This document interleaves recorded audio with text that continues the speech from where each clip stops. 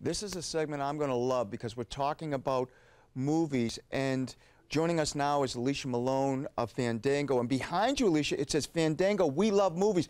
I love movies too, so I'm so excited to talk to you today about some upcoming movies. Thanks for being with us.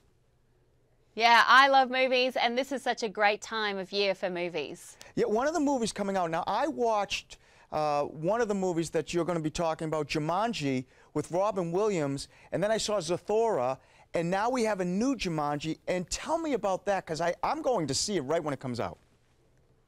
Yeah, this is a really great surprise. You know, you might think that it can't live up to the Robin Williams original, and the truth is it doesn't try to. It goes in a new direction. There are plenty of nods to the original film, but it really is for a new generation, and it is so much fun. It's called Jumanji, Welcome to the Jungle, and it stars Dwayne "The Rock" Johnson, Jack Black, you've got Kevin Hart and Nick Jonas, really likable guys who have great chemistry together, and it's all about a group of high school students who discover a video game console. They get sucked into the game and end up being these avatars. So it's hilarious to see Dwayne "The Rock" Johnson acting like a high school student. Well, I have a high school student as a son. I think he gets sucked into those games too, so it makes perfect sense. Now, I'm kind of a nerd. I love Star Wars, and so do my children. And I actually have a whole group of us, their friends, their parents, we're all going together to see Star Wars: The Last Jedi. Tell me about that.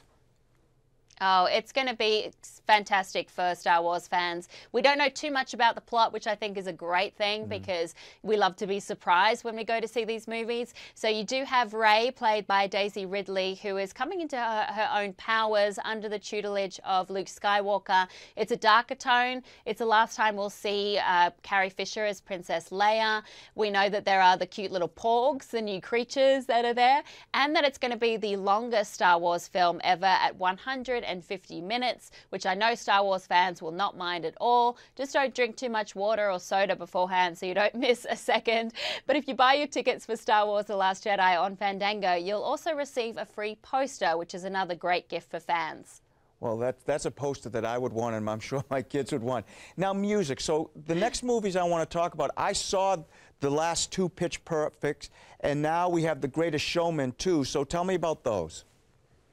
Yeah, two great musicals for musical fans these holidays. The Greatest Showman stars Hugh Jackman, Michelle Williams, Zac Efron, and Zendaya, and it's about the birth of show business and the life of P.T. Barnum. It's just full of joy, color, dance, song, spectacle, same songwriters as La La Land, and I think the success of that film really opened up the gates for more original musicals. And then the Bellas are back for Pitch Perfect 3. These characters are so wonderful. I love putting them in any kind of situation.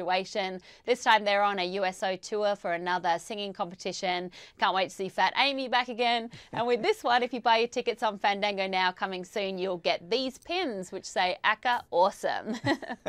Well, people must always ask you this question during the awards season. What do you see as Oscar favorites from the holiday releases? Yeah, The Post is one that'll definitely be a front runner. I mean, just the people involved. You've got director Steven Spielberg and stars Tom Hanks and Meryl Streep.